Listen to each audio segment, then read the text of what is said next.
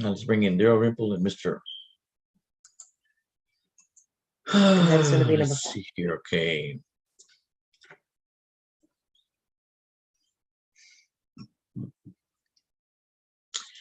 All right. Good morning, everybody. Court will resume with the May 5th, 2022 docket.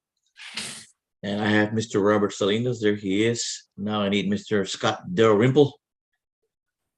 And there he is. Yes, sir. Morning, folks. Thank you for waiting. I had other matters. Let me see here. We're here on CL 21, 28-59D, Discover Bank versus Hector O. Martinez. And it is a motion for summary judgment. That'll be your motion, Mr. Daryl Rimple? Yes, Your Honor. All right. You may proceed, sir. Well, we were trying to discuss an issue we have. Apparently, Mr. Salinas filed a response to our summary judgment motion, but accidentally served it to the wrong email. I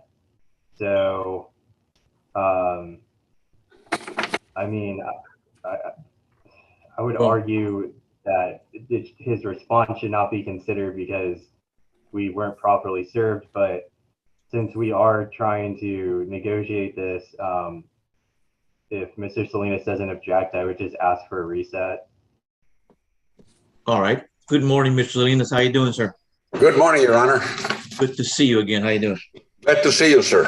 Yes, sir. My response? Yes, sir.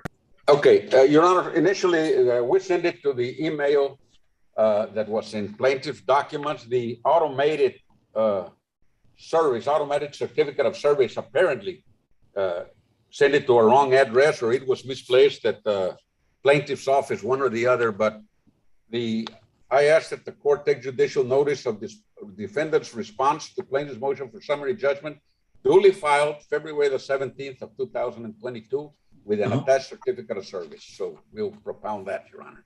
Now, as regards our defense, Your Honor.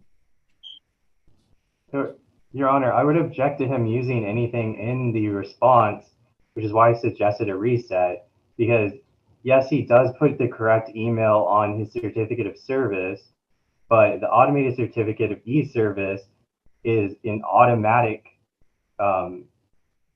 it's the proof of what email he actually sent it to. And I'm not saying it was intentional, but he actually sent it to an email that we have no access to, if it even exists. I've never heard of that email before. So there's no way we could know that he filed a response. Okay, so you're saying you did not get the response? No, and there's proof that we didn't get the response. Okay. All right, so you did not get the response. You did not get Mr. Salinas' response to your MSJ? Yes, that's correct, Your Honor. Okay, you don't have it. You didn't get it. Okay. And I got it like minutes before we logged on because he mentioned it. I looked it up on the court website and I clicked on the link and I pulled it up. Okay, so then you're entitled to what, 7 days to reply or something? Right. That is correct. Well, I'm not sure we have time to. Yeah, let me reset the matter. Reset let me reset the matter. Let's do it right, and then I'll hear it again. It could be what? It'll be an order setting hearing date. Mr. Daryl Rimple, submit an order setting hearing date for the MSJ, and we'll set it again, okay? Hopefully within 30 days. Okay. Thank you, Your Honor. But, you know, I mean, because if there's going to be a reply, you didn't have a chance to do it anyway. So we'll go ahead and reset it again. Your Honor, I just want to apprise the court that we sent it to an email that I know we didn't pull it out of the air. We got it from some of plaintiff's documents. And it was, to me, it appears that it was the automated certificate of e-service that sent it to the wrong one. But I had a proper certificate of service. But of course, the Daryl Rimple is entitled to time to respond. I won't set it until I get the. I'm sorry, you're gonna. That'll be in person. It'll be this date right here on June 6th, 10 a.m. Okay, we have a date here for June 6th. Yeah, you leave June 6th, 10 a.m. Now this time it appears there's going to be in person.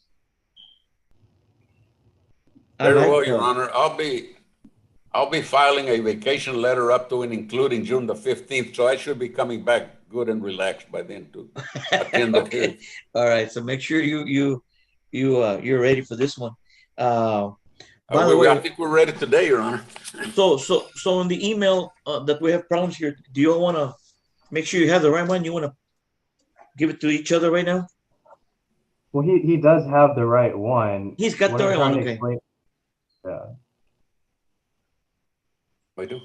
It's just like you can put whatever you want on the certificate of service. Doesn't mean it actually was sent to that email. Okay. Again, I think it was unintentional, but Okay. you can't fake the certificate of e-service. All right.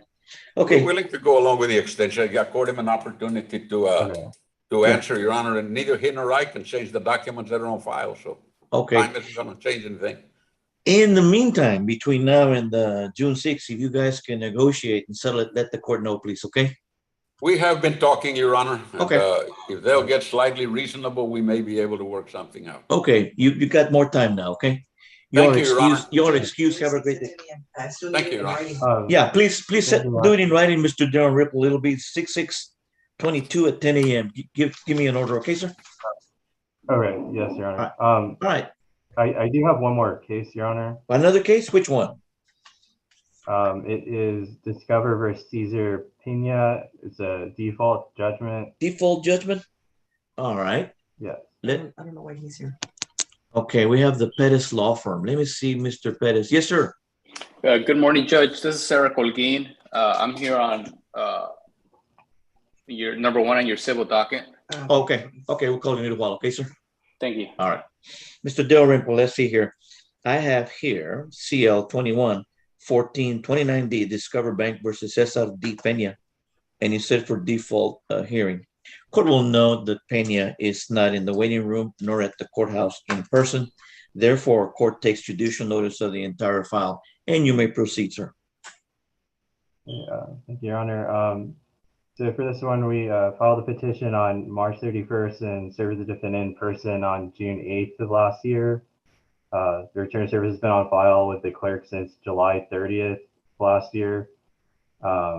We filed our motion September 17th and served the defendant through regular mail.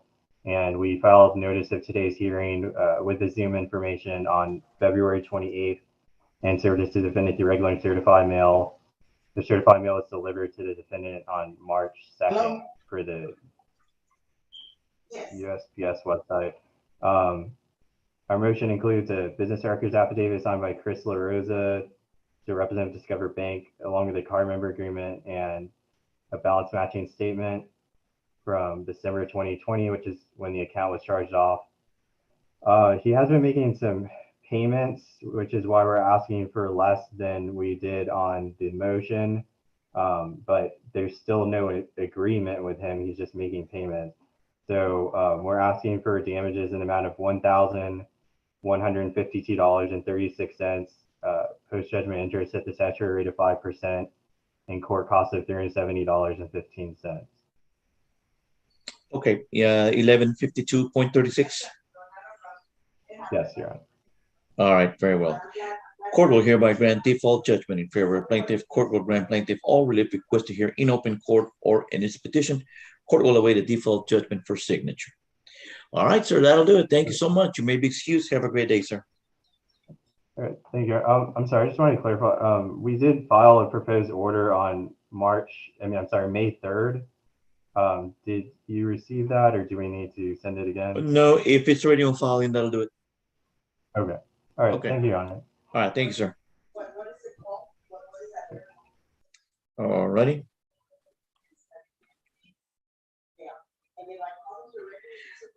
CL 21-01-06D, Discover Bank versus Gustavo A. Hernandez.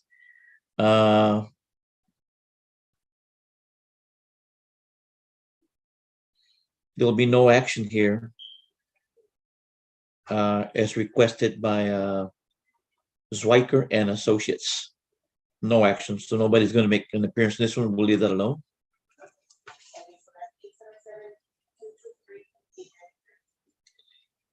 All right, then we're going to have Mr. I'm sorry, the Pettis law firm, Mr. Pettis, I believe. Eric Holguin, Judge. Eric what? Cortin? Holguin. I'm sorry. It's just that when you're dealing with machines here, it seems HOL. to Yeah, it's a pretty. it twists the language around and everything else. Okay. All right, Mr. Holguin, you're here on CCD 0591D, State of Texas in Hidalgo County, Texas, versus TC and Kings LLC. Anybody showing up for them? Bailiff, did anybody? Oh, you said Luz Maria Carmen Rivera? Yeah, sure. There was no one here at the courthouse or at the office that is reported in, Okay. but that's the registered agent for TC and Kings. The registered agent is Luz Maria Carmen Rivera. Okay. Well, She's that the person owner. is, yes, sir. She's Can the you owner, represent- but I represent the condemning authority, state of Texas and Hidalgo County. Okay. So, Judge, just a quick background on this. There was an irrigation district that filed some objections across the board, but on this, pretty much this entire project. But we resolved it with them, all the issues with them. So we had a hearing. The commissioners awarded $8,000 and some. UAD is out of the way. The United Irrigation District, we worked it out with them. So nobody else filed any objections. There's a jurisdictional deadline to file objections, 20 days plus Monday. The hearing, we had it sometime in December. So at this point, we're just asking for a final judgment. So motion to enter judgment, right, sir? That's correct, Judge. Have you submitted anything for the court signature? Yes, sir. On 4/19. Okay, 4/19. We're going to be signing this judgment here, okay? All right, we got it. Thank you, sir. That'll do it. Is that it? Yes, sir. All right, thank you very much. Have a great day. Your excuse. Thank you, Judge. Thank you. Okay, now number 5, it's pro se, except for bench trial. Mhm. Jonathan Vasquez and Mr. Juan Manuel Ramirez. Okay. I'm gonna bring him in. Okay. What was the amount on the front of it? 1152.36 plus court costs. Okay.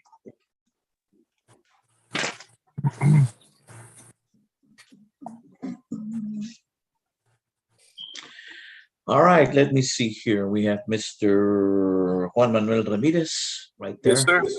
Good morning. And Good then morning. and then Jonathan, what's his name? Vasquez. Can you hear me? You need to unmute, Mr. Vasquez.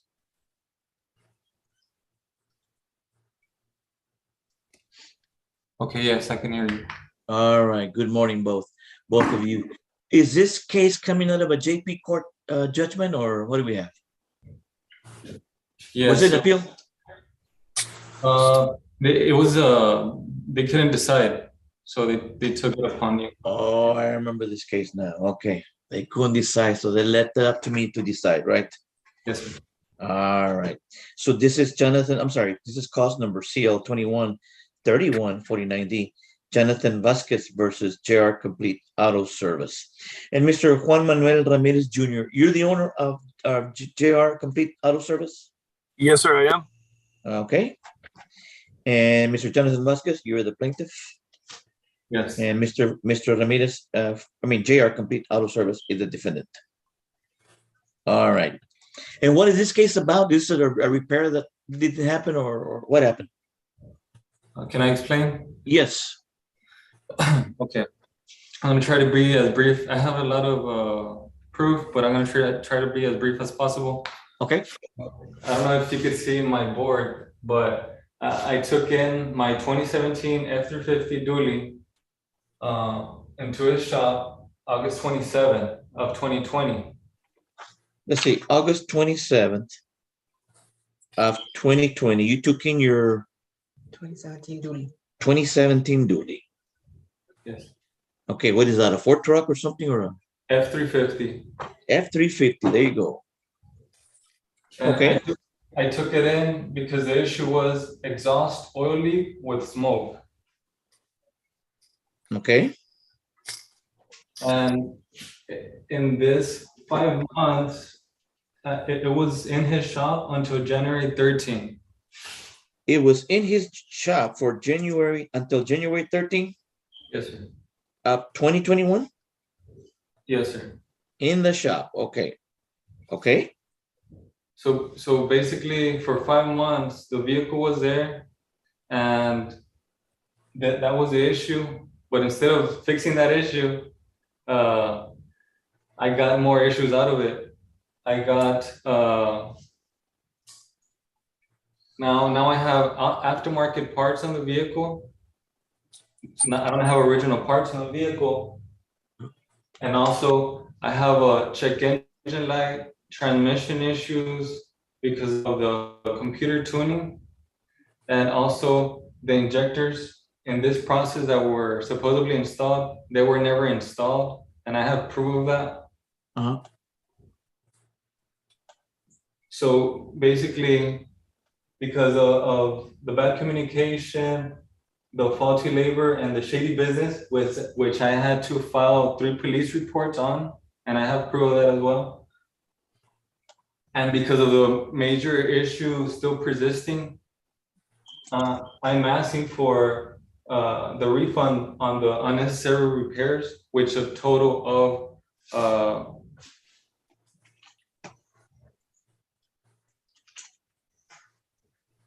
$8,110.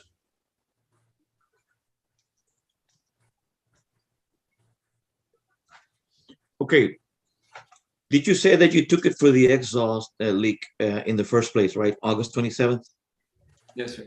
And while it was there, they did more repairs to it? Yes, he started basically changing parts and kind of just slapping them on there because it kept on doing the same issue. I can show you what I paid him.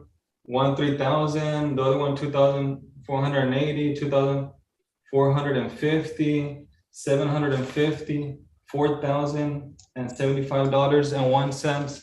And after 5 months, the vehicle still had those same issues. Okay, so you're saying you paid him for $8,100 worth of repairs, but the truck was not repaired? That's correct. Actually, I paid more. I paid a total of $12,745, but I'm only asking back. I'm not asking for the cost of the turbo. I'm not asking for. I'm not asking. Sorry, this is a small diagram. I'm not asking for the cost of the turbo. I'm not asking for the fuel system that is in the vehicle. Mhm.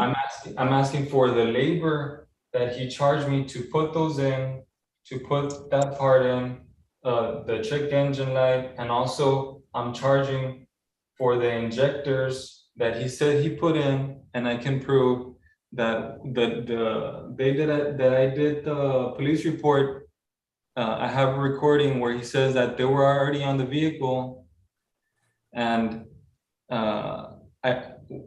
I have proof where he didn't even buy the injectors that day nor before. Okay. All right, let me hear a little bit here from Mr. Ramirez. Yes, sir, Mr. Ramirez. Good morning, sir. Good morning. Okay. I love the story. Let me tell you about the issue. Let me do some corrections or my opinion and call it what you want. I accept his opinions on my shop or whatever he may think, right? Now, when he first came into the shop, he did not ask for a diagnosis. He came straight from the dealership from Spike Ford in Mission, Texas. Uh-huh. They diagnosed the vehicle for him and told him that he needed a turbo. Their response was there was a waiting list and there was a back order on the parts. It's just when COVID had started, all this stuff, okay? Mm-hmm.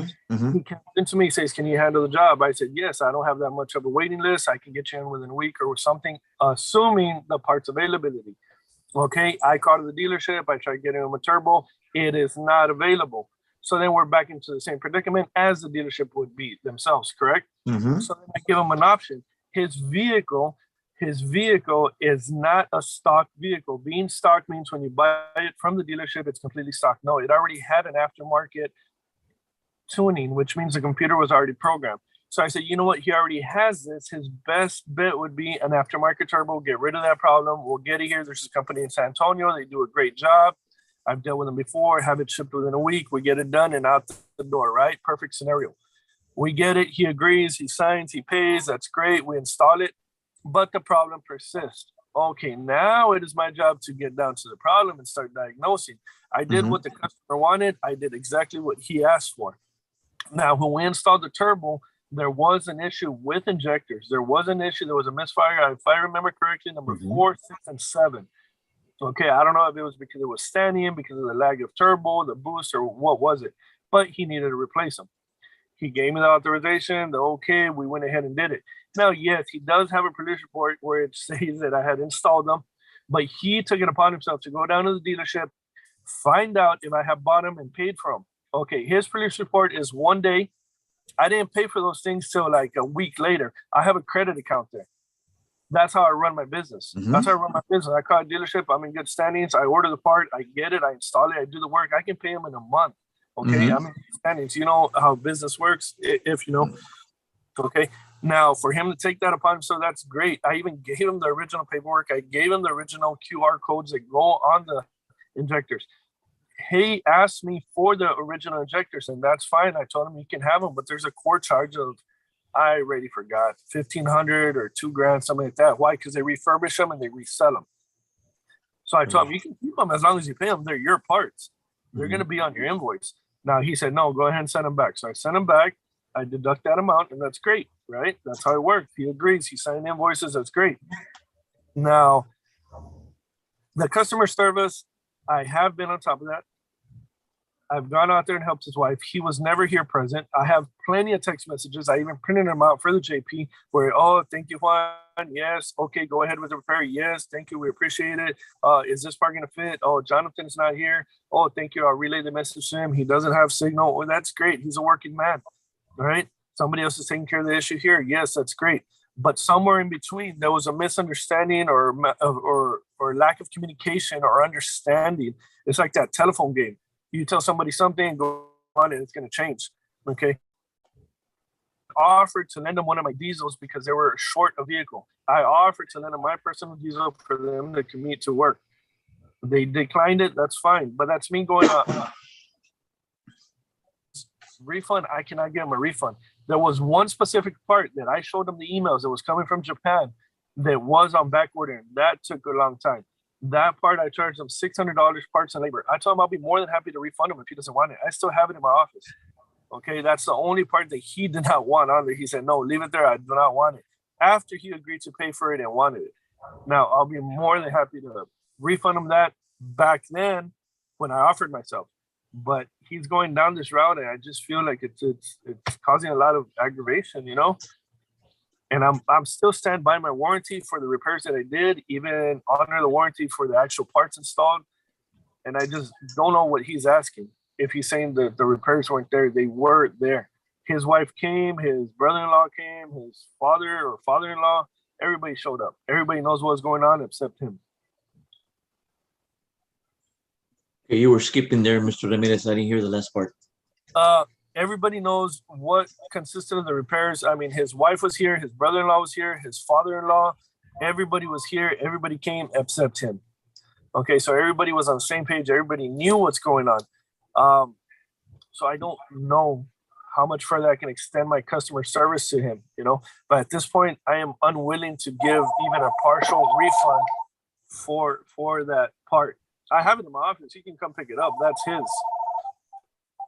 And which is this part again? This part is the crankcase ventilation filter system. Okay, and that vents crankcase gases through the engine and back into it, so it recirculates them for the environmental purposes. Mm-hmm. Yes. And what's the value of that part that you have there that you're willing to return? I think I had quoted them, if I'm not sure, like $600 parts and labor. Now the part I think was like $200 or $250 or somewhere around there. I don't remember. And then plus my markup, you know, like I'm not even sure. I got caught off guard. I got a phone call yesterday from your secretary, a wonderful lady. She explained to me what was going on, and she told me I had court today. And I thought this was done and over with since the JP, you know, and I was very unprepared. If I need to provide evidence, I'm going to have to ask for an extension or something. I don't know how this works. Okay. All right. So the truck. Okay. Thank you, sir. So Mr. Mr. Vasquez, right, Jonathan? Yes, sir. Yes, sir. So where's the truck right now? It's here in my house. Is it running right now? Yeah, I had to go through 2 mechanics so they could fix the tuning issue. And to kind of go in reverse of who's lying, this guy's real charming and he's real smart. So he's captivating. I'm not. I just go straight to the point and I'm blunt, but I'm honest. And watch what he's doing. He said about the CCV. The CCV, I have the receipt for it, and it's $650. And right now he's saying, at this point, I'm not going to give him any money. But the last day that I met with him when I picked up the vehicle, January 13th. This is the recording that I have from his words. Watch. Okay.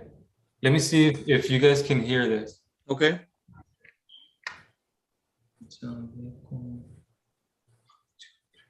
This is when you picked up the truck? Yes, sir. What truck did you say it was? The motor was easily. Yeah. Check my emails. I mean, I've been running around all day outside, so outside a bit.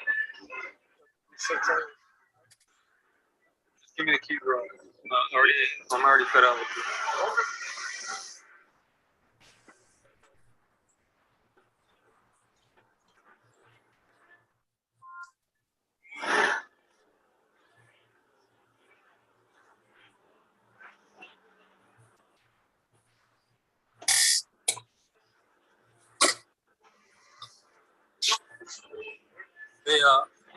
You still owe me the Mishimoto stuff, right? What? You still owe me the Mishimoto? Yeah, so it's like the email on the tip. All right. All right. I'm trying to return it, that's all. All right.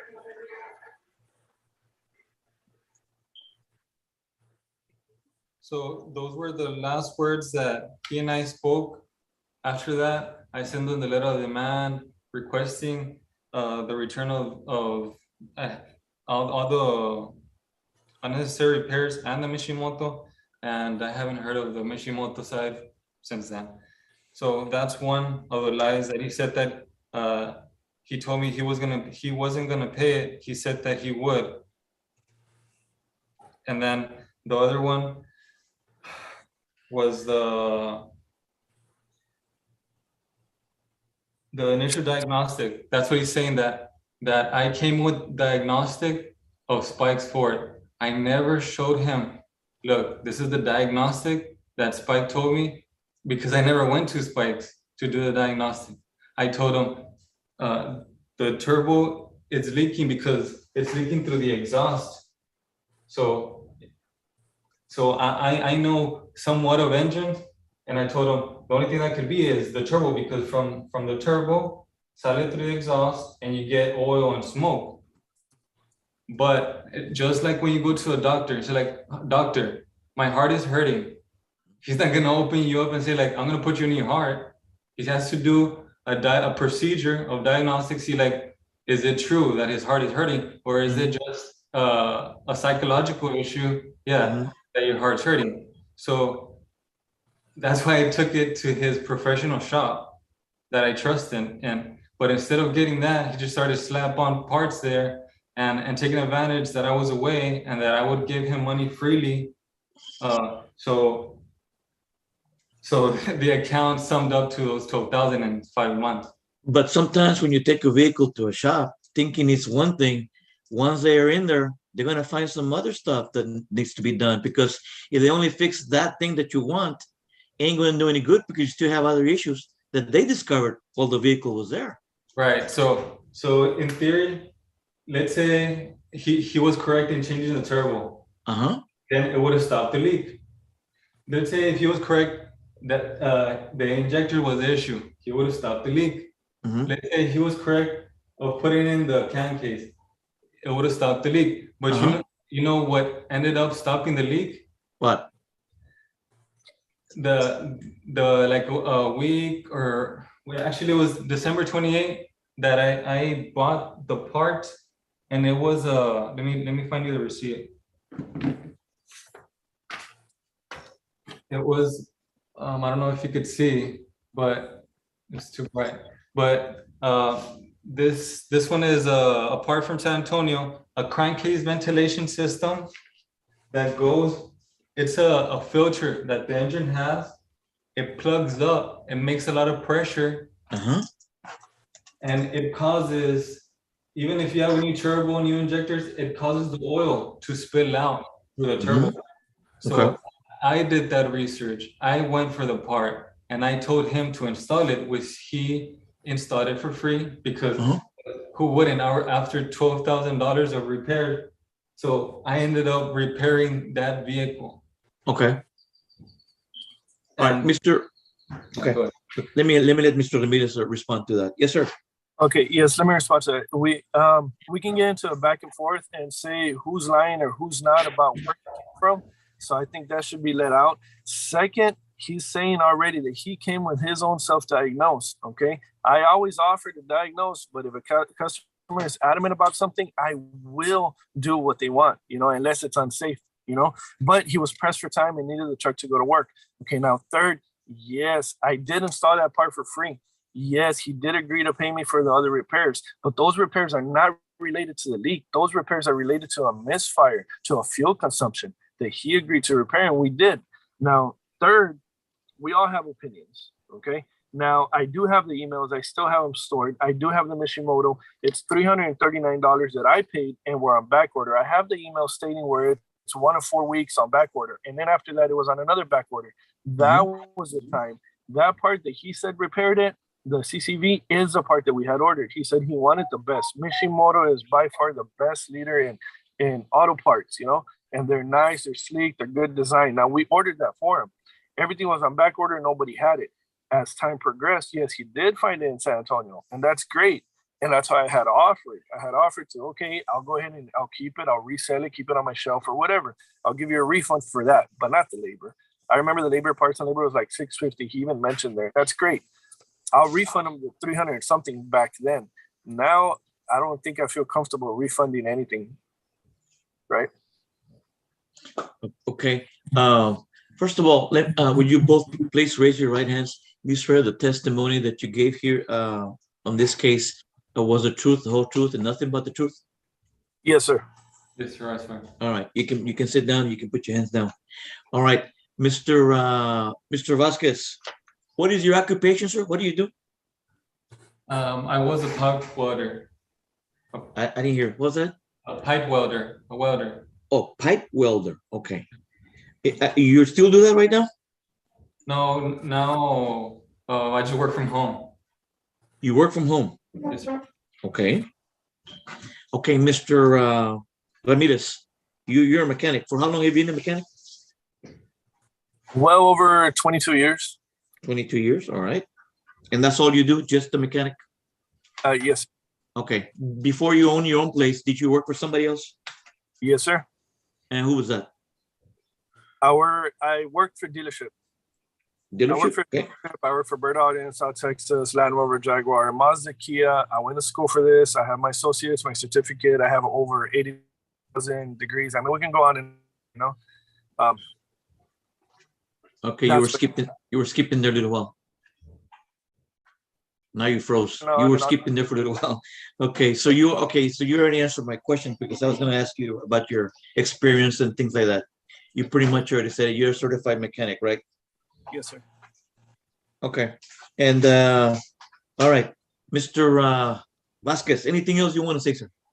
Yes, sir. I have plenty of videos, but I'm going as we talk about the subject. So we go back to where he says no initial diagnostics and what the main issue really was. This is his word. Okay. It's terrible, but it might have been just the CCD, It could have been, but since you came with the diagnosis that you could have the turbo, that turbo, I didn't test it, I didn't take it out, I didn't test it, pressure test it, anything like that. So it could have been bad too. It could have been bad due to that. That was a root caused, like there's a problem, but what caused that problem? The problem that caused that is the root cause of the CC. Yeah. Oh yeah, the injector cylinder is leaking everywhere. Yeah. So you're losing that pressure.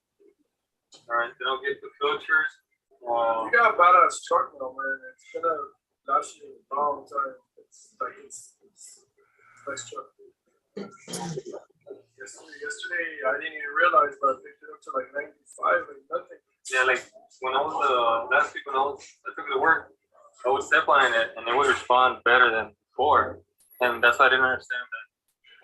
So right there, he's saying that he's admitting that the CCV, the part that I went to look for, that was the main issue since the beginning. And he said the injectors were leaking. And after I talked to the technicians, the ones who reprogrammed the truck, and they said, like, one of them said that they knew his family's reputation of with the customers, and I don't want to mention that, but the other one said that the injectors don't leak that way, that you would have had a major misfire into the engine. One, you would have had a check engine, which I never had. And then you would have a major misfire where the truck tries to turn off, but it always ran smooth since the beginning that I took to him. The only issue was that oil coming out, making smoke. So there it proves to you what he lies about. And as we talk about other subjects, I have other videos as well. Okay, anything else you want to say, Mr. Vasquez? Not for the moment. I would like for him to defend himself, and then I can talk about another subject. Oh, no. What subject you talking about? What do you mean? Well, he's saying that that I'm wrong about the bad customer service and this and that, and I have the proof. One was where the police report was done. Why did you make police reports?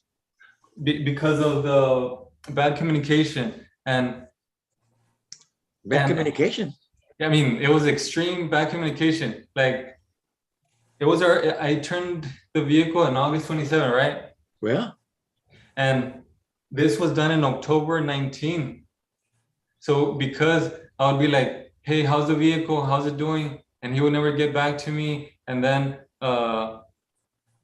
when I would go, he would never have he would never have good news or good updates or follow-ups with us. And he says that he has a text. I have the text message of my phone and my wife's phone where he doesn't communicate to us. Just an example of how bad the communication was. Even when I took the officer, October 19, he said in this recording, watch what he says in this recording. No, just tell me what he said. No, I'll take your word. Bueno, he says, I'll get back to you within a week. So okay, October 19, within a week, that's like October 28, ponle, más o menos. But no, he doesn't answer our calls or messages back until November the 4th, when he said, hey, the truck is ready, come for it. That's when the ticket of the injectors were printed out. So he said on the 19th that the injectors were in, but the printout of the injectors weren't done until November the 4th, when he just called us back. And then he I forgot the train of thought, but so that was the reason. Things like that, even after the cop goes and he enforces like his, okay, let's respect each other and let's follow through, he doesn't follow through. Like I said, from the 19 all the way to November 4th, he doesn't communicate to us, nor answers the text messages, nor anything. So that's the type of miscommunication that I told him about customer service there in front of the officer, and he didn't follow through. So those are the things that I'm trying to prove. And then his like labor, one of them, my wife had to file a police report because when he said the truck was waiting, that November 5th, when he called us, my wife came and pumped diesel, and the diesel spilled all over because they didn't install the tank correctly. So the diesel spill is a hazard. So you have to make a police report. So he had to come and fix that. Bueno, y luego to pay that same for the 5th, November 5th, to pay, he was asking cash. So, para no tener un paper trail del record, ya de cuenta decir, no, pues yo no te hice nada. Pero my wife insisted that she wanted to pay by card, and they were telling the officer, no, it's because she didn't want to pay.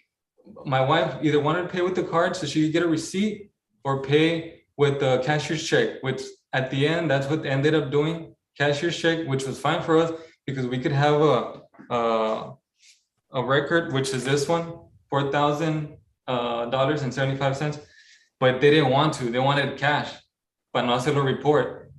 So Can I object? Yes, you can object, but you're not a lawyer, so wait a little while.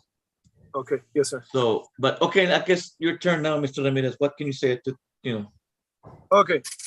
Customer service, like I'm gonna repeat, we all have our opinions and we can go back and forth, right? We always nitpick X stuff. Now, it sounds ugly when he says police report, sounds very negative, but I take it more as like an information report. We can do that all day. We can inform ourselves with everything and document it. That's great. Now, as far as the diesel spill, yes, you did have a diesel spill. Yes, we were pressured to get that truck back. Yes, she did go to the convenience store on the corner of Mile 3 and Inspiration, the new Circle K that's there, and they did pump diesel. It did spill. It is not their responsibility to call the cops and make a report. It is Circle K's responsibility to do that and do a hazard cleanup. I worked for a convenience store part-time while going to college to study for automotive, so I know the protocol for it. Yes. Now they did call me. I did say, do not move the vehicle, do not turn it on. I'll be out there promptly. Right. I went out there with one of my guys. I took care of it. I repaired the hose that was there that we neglected to tighten. Yes, I did. I did fill up their tank, which I probably have the receipt somewhere for like $120 or something like that. I did fill it up. I'm not throwing it out there. I don't even want that money. I don't even want a refund for that. I just wanted to be stated, I went out there on a limb to go and do that for them. I did offer them to use my truck too, as well, too, if they needed it. Okay. So that states that. Now, as far as the credit card, it was late at night. My credit card machine was not working. We're transitioning from one merchant device to the other. Now, I asked for cash, and it's not to not leave a paper trail because they are getting an invoice from my shop. So that is a paper trail. There is a paper trail. There's your paper trail. There's your proof. There's an invoice. There's a receipt. No matter cash, credit, or with pennies or whatever you pay with, Now, second, the cashier's check was my idea that I told the police officer because he said, hey, man, just let him pay. I said, I wish I could, but I can't with the credit card. Now, it's late at night, So if they want to, they can come tomorrow. They can pay cash or cashier's check or something. And he goes, no, yes, that's a good idea. Will you be happy with that? I said, yes, more than happy. Came the next day, paid with it. Good. That's great. Now, I do not have any proof that my credit card machine was down and we were transitioning to another one. I could get it, but I know that's going to take some time. Now, I just don't know what else to say, I don't know what I know he's looking for a full refund on the 8,000 and something that I can't,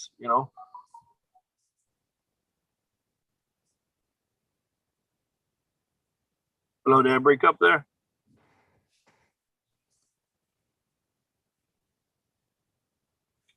Judge. Did I break up? Oh, what happened there? Oh, we can hear you, sir. Stand by. Hold on. Okay.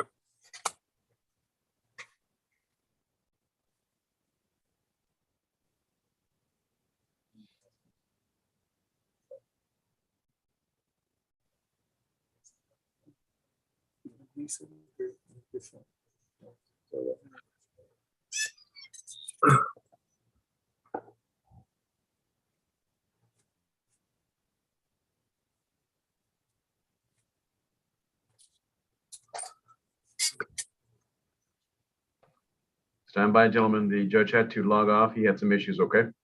Yes, sir, no problem. Thank you.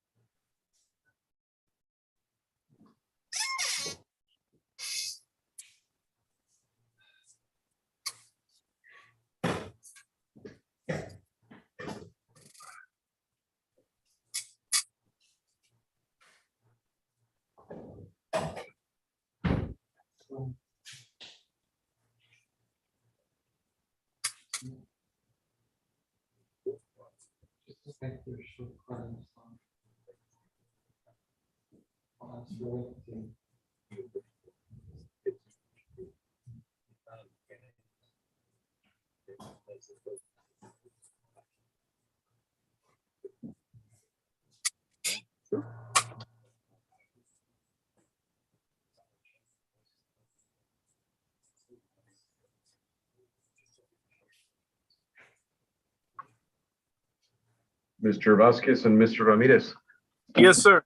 This is the court bailiff. I've been instructed by text by the judge that he has lost power. So we're going to conclude this hearing at this time. He's going to take the matter under advisement. So this hearing has concluded and the judge will then probably rule on it here. I don't know when, but the hearing is, yeah, submit your proposed orders granting and denying your position on this case and do that as soon as you can. Okay? Yes, will they contact us or should we contact them?